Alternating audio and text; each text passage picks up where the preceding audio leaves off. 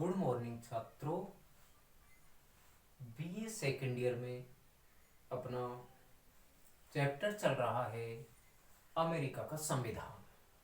उसी अमेरिका के संविधान में हमने बहुत कुछ कराया है और आज हम उसी में अगली कड़ी में क्या ले रहे हैं कि जो शक्ति पृथक्करण होता है, क्या वह शक्ति पृथक्करण संभव है जो, और शक्ति पृथक्करण हो रहा है तो उसके पक्ष में क्या तर्क हैं और शक्ति पृथक्करण की क्या आलोचनाएं की जाती हैं।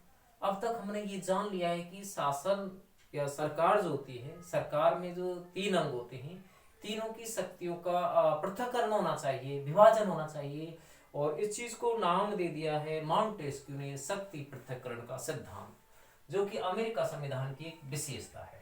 तो यूएसए के संविधान में अपना जो शक्ति पृथक्करण का सिद्धांत चल रहा है, उस शक्ति पृथक्करण के बारे में आज हम और क्या चीज जानेंगे कि शक्ति पृथक्करण की आलोचना क्या है और इसके पक्ष में कौन कौन सी बातें हैं।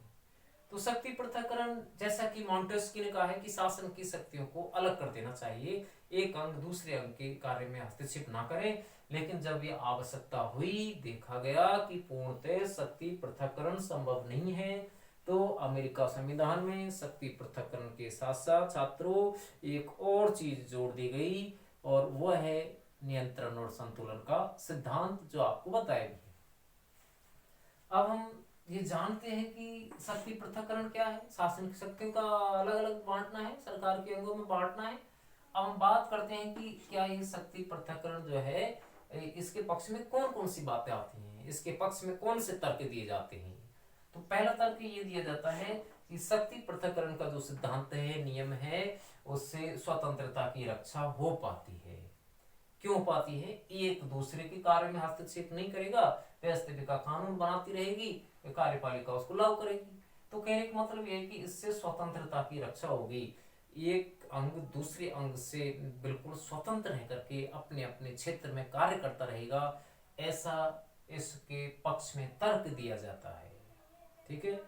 अब दूसरा ये तर्क है कि इससे शासन कार्य में सुगमता आ जाती है, शासन कार्य सरल बन जाता है, सुविधाजनक बन जाता है, सुगम हो जाता है, क्योंकि व्यवस्थापिका के कार्य निश्चित हो गए, कार्यपालिका के निश्चित हो गए, न्यायपालिका के निश्चित हो गए।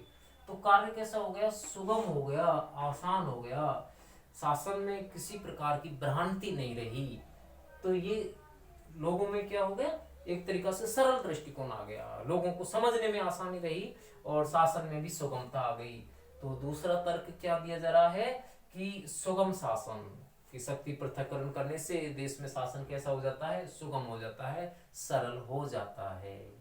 अगला तर्क ये दिया जाता है कि इससे विशेषज्ञता आ जाती है या विशेषज्ञों द्वारा शासन होता है।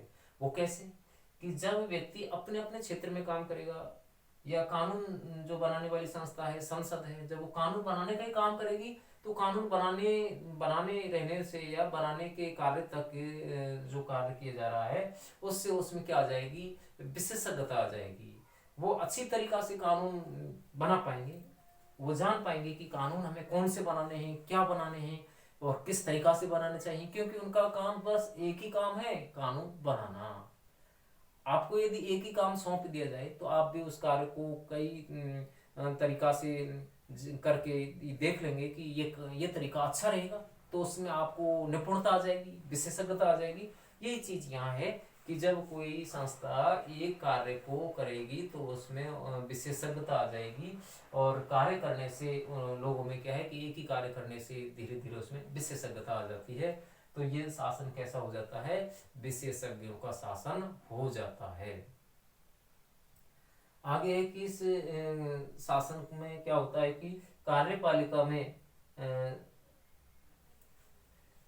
योग्य व्यक्ति हो जाएंगे, कार्यपालिका में योग्य व्यक्ति हो जाएंगे। मतलब ये हुआ कि संसदीय शासन में तो क्या होता है कि जो कार्यपालिका बनती है वो व्यवस्थापिका में से बनती है, और अध्यक्षीय शासन में क्या होता है कि कार्यपालिका अलग से गठित होती है और मंत्री जो अलग से होते हैं संसद में से नहीं लिए जाते हैं और ना ही उसके प्रति उत्तरदायी होते हैं।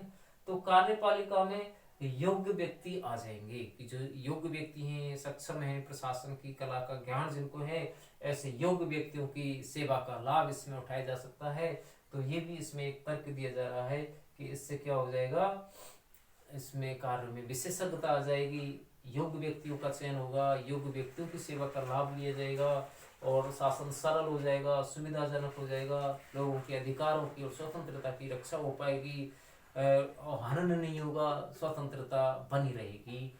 ऐसा इसके पक्ष में तर्क के माध्यम से बताया गया है, तर्क दिया गया है। अब हम बात करते हैं छात्रों कि इसकी आलोचना भी की जाती है कि शक्ति पृथक्करण का जो सिद्धांत है वो ऐसा नहीं है कि वो पूरी तरह से सही हो, या जिस रूप में हम देख रहे हैं कि वह पूर्णतः उसी रूप में लागू हो, क्योंकि न तो पूर्णतः व्यवहार में शक्ति पृथक्करण लागू हो सकता है और न ही है। सिद्धांत में शक्ति पृथक्करण हो सकता है छात्रों, लेकिन व्यवहार में लागू करना असंभव है। सैद्धांतिक रूप में तो मॉन्टेस्क्यू ने कह भी दिया था कि शासन की शक्तियों का पृथक्करण होना चाहिए, लेकिन जब उसको स्वयं को ये लगा कि ऐसा पूर्णतः शक्ति पृथक्करण संभव नहीं है, तभी तो मॉन्टेस्क्यू ने एक सिद्धांत इसमें जोड़ा था, जैसे कि आपको बताया भी था, वो था नियंत्रण और संतुलन का सिद्धांत। तो शक्ति पृथक्करण के साथ साथ उसने एक सिद्धांत जोड़ दिया, क्या जोड़ दिया, नियंत्रण और संतुलन का सिद्धांत। अब इसी बात को देख करके कि पूर्णतः शक्ति पृथक्करण संभव है नहीं, तो जब पूर्णतः शक्ति पृथक्करण संभव नहीं है तो ये पूरी तरीका से सही भी नहीं है कि शक्ति पृथक्करण होना चाहिए, सिद्धांत में हो लेकिन व्यवहार में लागू करना इसको संभव नहीं है।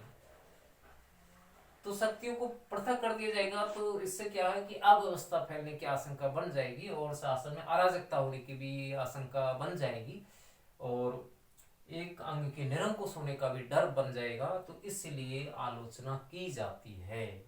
तो इस सिद्धांत की भी आलोचना हुई है। पहली आलोचना तो ये की गई है कि शक्ति पृथक्करण संभव नहीं है। क्यों नहीं है कि शासन के अंगों में घनिष्ठता होती है। जैसे शरीर के अंग की हम बात कर लेते हैं, जैसे शरीर के विभिन्न अंग हैं, एक दूसरे से जुड़े हुए हैं, संगठित हैं और इनको अलग नहीं कर सकते हैं। ऐसे ही सरकार है या शासन है, उसके जो विभिन्न अंग हैं एक दूसरे से जुड़े हुए हैं, उनको अलग नहीं कर सकते हैं। अलग करने से क्या है, जैसे शरीर के अंगों को अलग करेंगे तो वो अंग मृत हो जाएगा। तो ये चीज है कि शासन के अंगों को एक से दूसरे से अलग नहीं कर सकते हैं। अलग करने से क्या होगा, अव्यवस्था होगी, शासन में दुर्गुण आ जाएंगे। तो शक्ति पृथक्करण संभव ही नहीं है, पूर्णतः शक्ति पृथक्करण तो संभव है ही नहीं।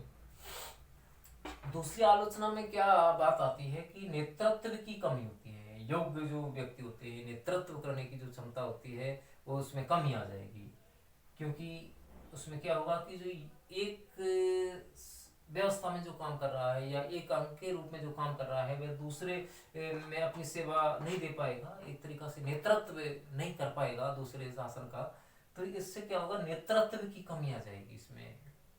दूसरी आलोचना और क्या होती है इसमें, सहयोग की कमी आ जाएगी, सहयोग नहीं रह पाएगा। शासन के जो 3 अंग हो गए, जैसे कि आपको भी पता है 3 अंग होते हैं शासन के, व्यवस्थापिका, कार्यपालिका, न्यायपालिका। ये जो 3 अंग होते हैं, इन तीनों अंगों में क्या होना चाहिए, सहयोग होना चाहिए, समन्वय होना चाहिए। लेकिन ये सहयोग संभव नहीं है।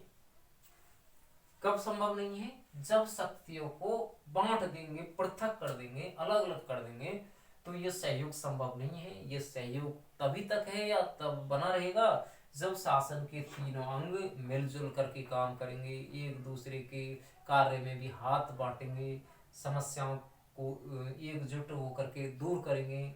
तो ये सहयोग होना भी जरूरी है। देश की व्यवस्था के लिए, शासन को सुचारू रूप से चलाने के लिए समन्वय जरूरी है, कोऑर्डिनेशन, समन्वय, जिसको सहयोग भी कहते हैं। तो सहयोग जरूरी है, लेकिन पृथक्करण करने से, जैसे कार्यपालिका का काम कानून को लागू करना है, न्यायपालिका का न्याय का काम है, तो ये ऐसा कर दिया जाता है, तो इससे क्या होगा, सहयोग नहीं रह पाएगा, समन्वय नहीं रह पाएगा, अव्यवस्था फैलेगी। इसलिए आलोचना की गई है कि इससे सहयोग में कमी हो जाएगी। और क्या होगा, इससे इसका नामकरण जो है वो गलत है, ऐसा माना गया है। इसका जो नामकरण किया गया है सेपरेशन ऑफ पावर, शक्ति पृथक्करण के रूप में जो नामकरण है वो भी गलत मान रहे हैं। आलोचक कह रहे हैं कि ये नामकरण भी सही नहीं है। होना क्या चाहिए था कि जैसे कि फाइनर कह रहा है कि इसमें कार्यों के विभेद की बात कही गई है, कार्य बांटे गए हैं, यानी इसका जो नाम जो शक्ति पृथक्करण है ये ना हो करके क्या होना चाहिए थे, कार्यों का विभेद होना चाहिए था। तो ये गलत नामकरण माना गया है। आलोचक कह रहे हैं कि जो ये शक्ति पृथक्करण नाम दिया है सिद्धांत को, ये नाम गलत है। ये नाम क्या होना चाहिए, फाइनर जैसा व्यक्ति कह रहा है कि ये नाम कार्यों का विभेद होना चाहिए, कार्यों का बंटवारा होना चाहिए था, न कि शक्ति पृथक्करण होना चाहिए था। तो ये भी आलोचना हुई। और आलोचना क्या है बन रही है कि ये अस्पष्ट सिद्धांत है, स्पष्ट नहीं है कि हम किस चीज को बांटे, शक्ति का पृथक्करण हम कैसे करें। संसदीय शासन में आप देखते हैं कि तीनों अंग जो होते हैं, व्यवस्थापिका, कार्यपालिका, न्यायपालिका, वो तो एक दूसरे से जुड़े रहते हैं, पृथक ही नहीं कर सकते हैं। और अध्यक्षात्मक शासन में भी हम पूर्णतः पृथक्करण नहीं कर सकते हैं। तो अस्पष्ट सिद्धांत है और उसमें ये भी स्पष्ट नहीं है कि कौन सा अंग कौन से कार्य को करेगा। हालांकि बताया गया है कि कार्यपालिका कानून को लागू करेगी, न्यायपालिका न्याय करेगी, लेकिन ये स्पष्ट थोड़ी होता है। आवश्यकता पड़ने पर जैसे कार्यपालिका भी कानूनों का निर्माण कर देती है, अध्यादेश जारी करती है, आवश्यकता पड़ती है तो कानूनों का अप्रत्यक्ष रूप से निर्माण न्यायपालिका भी कर देती है, क्योंकि उसको लगता है कि जब सरकार सही कार्य नहीं कर रही है तो उसको दिशा निर्देश देती है। तो वो भी तो एक प्रकार से कानून का निर्माण ही हो गया ना, एक तरीका से। जो टीका टिप्पणी है, जो विभिन्न दृष्टांत दिए जाते हैं न्यायपालिका के द्वारा, समय समय पर फैसले सुनाए जाते हैं शासन को, समाज की व्यवस्था को बनाए रखने के लिए, तो वो भी एक तरीका से कानूनी हो जाते हैं प्रत्यक्ष तरीका से। तो हम ये नहीं कह सकते हैं कि अपना जो काम कर रहे हैं, शासन का जो एक अंग काम कर रहा है वो उसी कार्य को करे। स्पष्ट नहीं है, अस्पष्ट सिद्धांत है कि शक्ति को, कौन सी शक्ति को बांटा गया है। आगे है कि इसमें लोक कल्याणकारी धारणा में ये संभव नहीं है, क्योंकि लोक कल्याणकारी राज्य की अवधारणा को अपनाना है तो ये शक्ति पृथक्करण संभव नहीं है। और बात भी सही है, क्योंकि लोक कल्याणकारी राज्य की अवधारणा जब अपनाई जा रही है, और आज तो ऐसा ही हो रहा है, आज चाहे शासन अध्यक्षात्मक हो, संसदात्मक हो, एकात्मक हो, संघात्मक हो, कैसा भी शासन हो, हर प्रकार की शासन व्यवस्था का या सरकार का उद्देश्य क्या होता है, ज्यादा से ज्यादा लोक कल्याण करना होता है, ज्यादा से ज्यादा जनता के हित की देखभाल करना होता है, जनता की सेवा करना होता है। ये हर शासन का उद्देश्य होता है, एक का नहीं, प्रत्येक सरकार का उद्देश्य होता है कि वो लोक कल्याण की नीति को अपनाए, लोक कल्याणकारी कार्य करे, जनहित के कार्य करे। जैसे शिक्षा की व्यवस्था करना, रोजगार की व्यवस्था करना, चिकित्सा सुविधाओं की, सड़क की, यातायात की, बैंकिंग, ये सारी सुविधाएं किसमें आती है, लोक कल्याण में आती हैं। तो लोक कल्याणकारी राज्य की स्थापना करना यह हर सरकार का एक उद्देश्य होता है, लक्ष्य होता है। लेकिन शक्ति पृथक्करण में यह संभव नहीं है। क्यों नहीं है? जब शासन के विभिन्न अंगों में ही सहयोग नहीं रहेगा, शासन के अंगों में एक तरीका से पृथक्करण आ जाएगा, तो वो सहयोग नहीं रह पाएगा। और सहयोग जब तक नहीं होगा तब तक लोक कल्याण की धारणा भी काम नहीं करेगी, लोक कल्याण नहीं हो सकता है। लोक कल्याण तो तभी होगा छात्रों, जब शासन के तीनों अंगों में एक दूसरे से सहयोग की भावना होगी, समन्वय होगा, तालमेल होगा। जब तक तालमेल नहीं है तब तक लोक कल्याणकारी कार्य सही प्रकार से नहीं हो सकते हैं, जनता का हित पूरा नहीं हो सकता है। आगे आलोचना ये भी की जाती है कि स्वतंत्रता की रक्षा के लिए ऐसा होना जरूरी है कि स्वतंत्रता की रक्षा के लिए भी अनिवार्य है। क्या चीज अनिवार्य है? शक्तियों का ये पृथक्करण जो किया गया है, ये स्वतंत्रता की रक्षा के लिए अनिवार्य नहीं है। स्वतंत्रता की रक्षा के लिए तो ये है कि सहयोग होना चाहिए, समन्वय होना चाहिए, लोक कल्याणकारी कार्य भी होने चाहिए। क्योंकि स्वतंत्रता की रक्षा जब तभी होगी जब ज्यादा से ज्यादा लोक कल्याणकारी कार्य होंगे, सहयोग होगा, समन्वय होगा। तो ये जो बात यहाँ आलोचना के रूप में देखी हमने, और एक बात हमने इसके पक्ष के रूप में भी देखी। तो इनसे अब यहाँ आपको लग रहा है कि ये शक्ति पृथक्करण का जो सिद्धांत है, ये पूर्णतः एक ऐसा सिद्धांत है जिसके माध्यम से एक देश की शासन व्यवस्था को सरल और सुचारू रूप से चलाया जा सकता है। लेकिन इसकी आलोचना की गई क्योंकि पूर्णतः शक्ति पृथक्करण संभव है ही नहीं। पूर्णतः शक्ति पृथक्करण को आज अपनाना असंभव है और इसीलिए इसकी आलोचना की जाती है। तो एक बार और देखते हैं हल्का। इसमें शक्ति पृथक्करण के पक्ष में हमने बात की, पक्ष में तर्क दिए कि स्वतंत्रता की रक्षा के लिए ये जरूरी है, शासन को इससे सुगम और सरल बनाया जाता है, ये भी तर्क रहा। एक है कि इससे विशेषज्ञता आ जाती है, विशेषज्ञ द्वारा शासन माना गया है। एक तर्क ये भी, इससे कार्यपालिका में योग्य व्यक्तियों का चयन होता है, ये भी एक तर्क रहा। लेकिन आलोचनाएं इसमें महत्वपूर्ण है, आलोचना की गई है क्योंकि पूर्णतः शक्ति पृथक्करण संभव ही नहीं है। पूर्णतः शक्ति पृथक्करण को अपनाने का मतलब होता है अव्यवस्था होना, अराजकता होना। जब एक अंग अपने कार्य को करेगा, दूसरे में कोई सहयोग नहीं करेगा, तो इससे अव्यवस्था फैलेगी। इसीलिए आलोचना है, जो कि कौन कौन सी है? शक्ति पृथक्करण संभव नहीं, नेतृत्व की कमी है, सहयोग की कमी, गलत नामकरण, अस्पष्ट सिद्धांत, लोक कल्याणकारी राज्य में अपनाना संभव नहीं, और स्वतंत्रता की रक्षा के लिए लोक कल्याणकारी कार्य होना बहुत जरूरी है। तो ये हमने शक्ति पृथक्करण की धारणा को अच्छी तरीका से जान लिया है। और अब यहाँ अपने अमेरिका के संविधान में जो अपने टॉपिक थे, महत्वपूर्ण टॉपिक, वो मेरे हिसाब से पूरे हैं। एक तो शक्ति पृथक्करण को कराया है हमने, शक्ति पृथक्करण का सिद्धांत देखा हमने, एक सीनेट के बारे में जाना, सीनेट का गठन, कार्य, शक्ति को जाना, अमेरिका राष्ट्रपति की निर्वाचन विधि को जाना, उसकी शक्तियों को जाना, एक अमेरिका संविधान की विशेषताओं को जाना। तो महत्वपूर्ण जो भी अमेरिका के संविधान में जो बिंदु हैं वो पूरे हैं। इसमें एक टॉपिक और बचा है, उसको अब अगली वीडियो में लेंगे। धन्यवाद।